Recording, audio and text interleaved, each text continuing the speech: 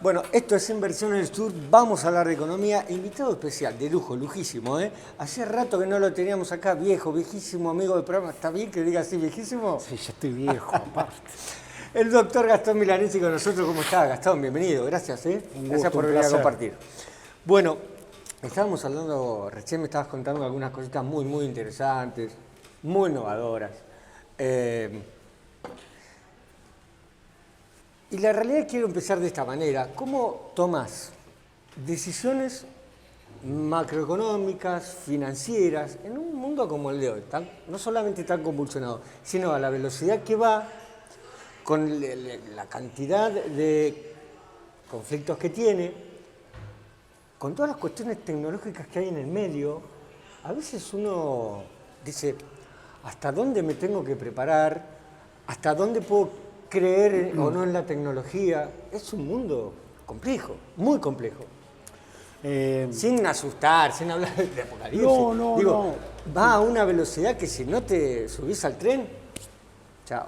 Bueno, a raíz de lo que estábamos hablando fuera de cámaras, desde un punto de vista, digamos, profesional e institucional, hoy hablábamos de que la computación cuántica es lo que se utilizan y son los algoritmos cuánticos para lo que es la toma de decisiones por una ventaja computacional, por una cuestión de tiempo, de procesamiento de la información, pero eso es algo, a ver, que en Argentina no está. Pero ya está pasando. No, a ver, en Argentina estamos investigándolo. Yo estoy en algún grupo en la Universidad de Buenos Aires, acá en la Universidad del Sur estamos tratando de trabajar sobre el tema, pero digamos que institucionalmente lo tienen los privados multinacionales, lo están teniendo a esto, y bajando ya a un nivel de persona humana de nosotros, que es una pregunta muy recurrente, yo siempre acá digo lo mismo.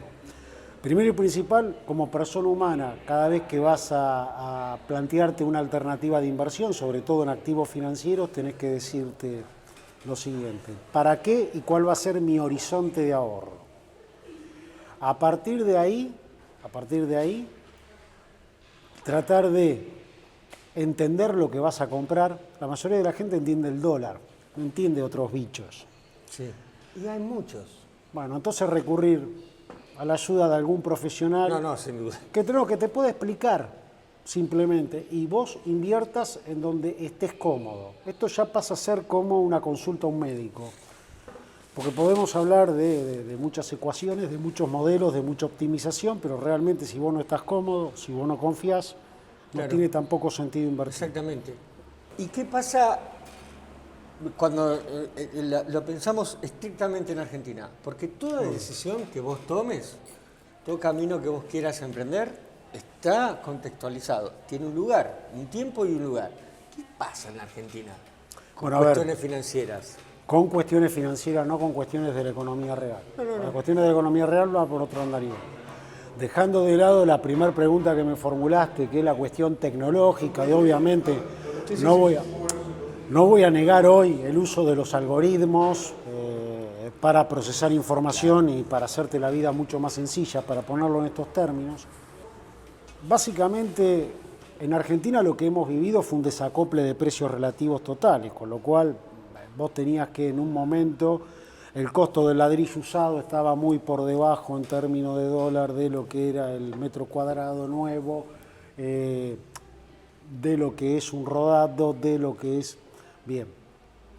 Entonces, básicamente, en cuestiones de priorización del ahorro, yo siempre sugiero carteras diversificadas en donde a largo plazo tu inversión esté aplicada a algún ETF, a alguna cartera vinculada con una economía en crecimiento estable, y ahí siempre yo sugiero algún índice como el SPY, etcétera, vinculado a la economía norteamericana, que te crece un 7-6% en dólares, pero obviamente esto hay que dejarlo. En lo que hace a activos financieros argentinos, y vamos a hablar de renta variable, siempre tenés que mirar las acciones líderes y básicamente atendiendo al crecimiento desparejo que hay en Argentina, mirar aquellas que están muy vinculadas a vaca muerta, y acá no voy a venir a descubrir más nada que YPF derivados y allegadas, que por ahí viene el crecimiento. Siempre también teniendo en cuenta que lo que es renta variable, acciones, tiene subidas, bajadas en el corto plazo, y tenés que estar apuntando a horizontes de planeamiento de inversión. ¿Hay criterios de un año? digo, criterios metodológicos como para tomar decisiones que sean, no sé, como una receta de cocina o como una ecuación matemática? No, eso no existe. No, hay ecuaciones matemáticas para explicar el comportamiento futuro que vos pretendés, suponés que va a tener algo, pero no hay una receta. Después hay otros que obviamente apuestan a lo que es la renta fija, las obligaciones negociables en dólares, para obtener una renta interesante en dólares. Como todo, las personas que te asesoran, sobre todo algunos alumnos que yo he tenido, te asesoran en inversiones, asesoran muy bien, pero tenés que tener cuidado en lo siguiente: cuando te dicen el retorno es del tanto por ciento, ese retorno es del tanto por ciento siempre y cuando se cumplan determinadas condiciones. O sea, el mundo no se mueve en base a lo que vos pusiste hoy. Exactamente. Cuando vayas a invertir, entender dónde estás poniendo, y que ese dónde estás poniendo, dónde estás aplicando lo que tanto te cuesta, tengo un objetivo de inversión y un plazo de inversión acorde a ese objetivo. En otras palabras, si me quiero ir de viaje y estoy ahorrando para irme de viaje, invertir en un vehículo que me permita al final de la inversión poder irme de viaje. Bueno, perdóname, ¿no encontrás clientes que están así como yo, perdidos como turco en la neblina? ¿Por qué? Porque dices, mira, me gustaría invertir acá o ahondar por este lado, pero de pronto se dan cuenta que necesitan tanta información para saber en definitiva qué es el activo real, que después... Vos venís, me haces una consulta, yo lo primero que te voy a preguntar es, bárbaro, como los cuestionarios que te hacen en cualquier plataforma de inversión, ¿cuánto tiempo usted va a inmovilizar los fondos? ¿Qué significa cuánto tiempo plantea como vos no horizonte de ahorro necesitas de la inversión? guita o capaz que la necesitas bueno, porque el si no retorno son ya. diferentes. Claro. Bien. ¿Usted es muy adverso al riesgo? ¿Está dispuesto a tolerar una pérdida de capital? Porque hay determinados instrumentos que te pagan mucho, pero también perdés muchos. Eso no vamos a venir a descubrirlo aquí. Bien, perfecto. A partir de ahí, ¿para qué querés ahorrar? ¿Para jubilarte? ¿Para comprar un inmueble? ¿Para darte unas vacaciones? ¿Porque me quiero proteger de la inflación en este país? Por ejemplo. Y a partir de ahí empezás a seleccionar alternativas que comprenda el inversor, comprenda a la persona humana, porque vuelvo a reiterar, si no lo entendés al negocio, a veces es complicado que depositen la confianza en vos. ¿Cuáles son las inquietudes que te llegan a vos? ¿Qué encontrás hoy?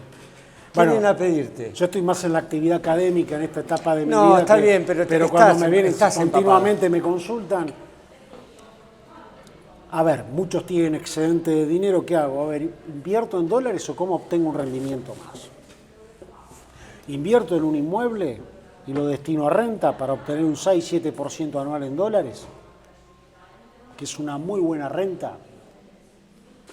Exacto. Lo que pasa es que entra en cuestiones de preferencia y de ahorros. Tenés que empezar a inmovilizar, ¿cuánto? 70, 80, 90 mil dólares. No, pero yo escuché que si agarro 70, 80, 90 mil dólares y lo pongo a trabajar en un fondo común de inversión, perfecto.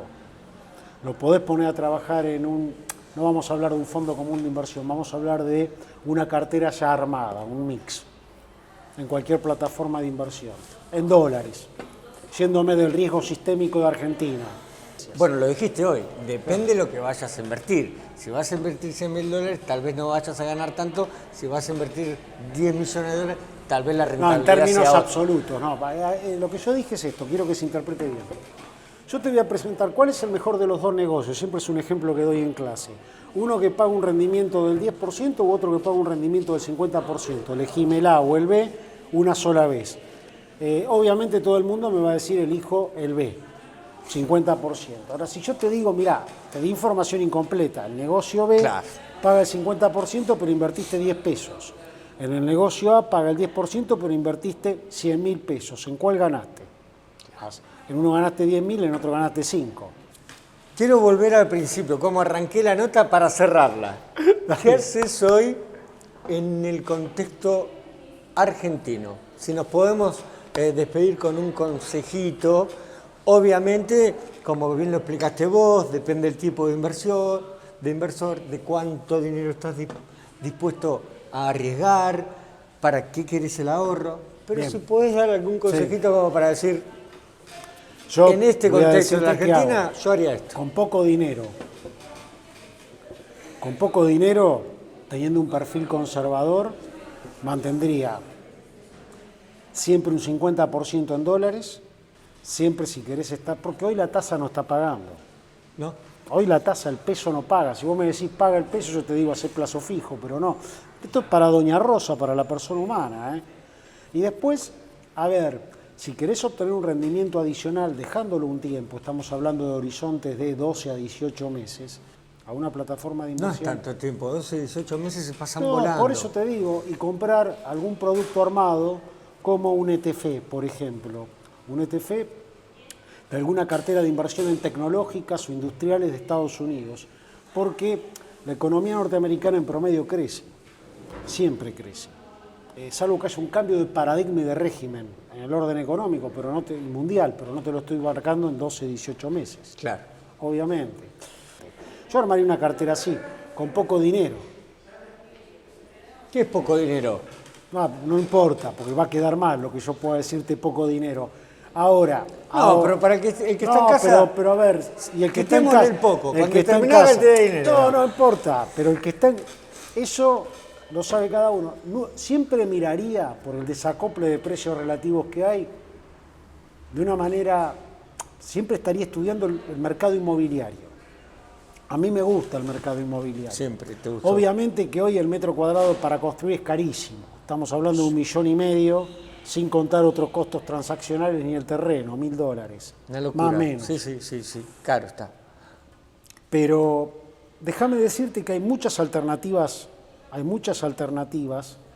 de inversión interesante a $600, $700, $500 el metro cuadrado para hacer un flipeo. Todavía falta el crédito, ¿eh? Que levante el Obvio. crédito porque eso levantaría A ver, mucho el precio. Eso te la levantaría el actividad, precio. todo. Crédito va a venir en tanto y en cuanto el mercado de capitales esté estable, la inflación esté controlada y las tasas estén bajas. A esto vas a tener que acompañarlo con una recomposición de los salarios o generación de empleo para que la gente pueda tomar crédito. Sí, claro. Porque si no, no califica a nadie. No, claro. Pero bueno, digamos que esto tampoco crece de manera espontánea, es en el tiempo. Pero si no se dan estas condiciones, de la única manera que hay crédito, como ya sabemos que hubo, es subsidiado. Tiene que venir el Estado y decir, emito que yo te subsidio la tasa y es para unos pocos privilegiados que accedieron, Sí, no para el por resto. sorteo y Y cosas ojo, raras. y esos pocos privilegiados no compraron, construyeron. Y acá lo que se tiene que mover es el mercado del usado. Yo el mercado del usado, si tenés dólares, hoy lo miraría. Porque al contado podés hacer interesantes ofertas. A precios bajos. Es Sí, verdad. y obtener sobre todo rentas de alquiler interesantes al 6-7% en dólares. Que anda a buscarte un instrumento libre de riesgo que te rinda el 6-7%, libre de riesgo. Hay mucho para charlar ahí. El otro día tuve una charla con Carlos Esteban. Y bueno. Hablan de 1.000 departamentos vacíos en Bahía Blanca. Sí. ¿Eh? Es un momento para entrar. Para otra nota. Gracias, Gastón. No, como Gracias, siempre, un placer. Gracias.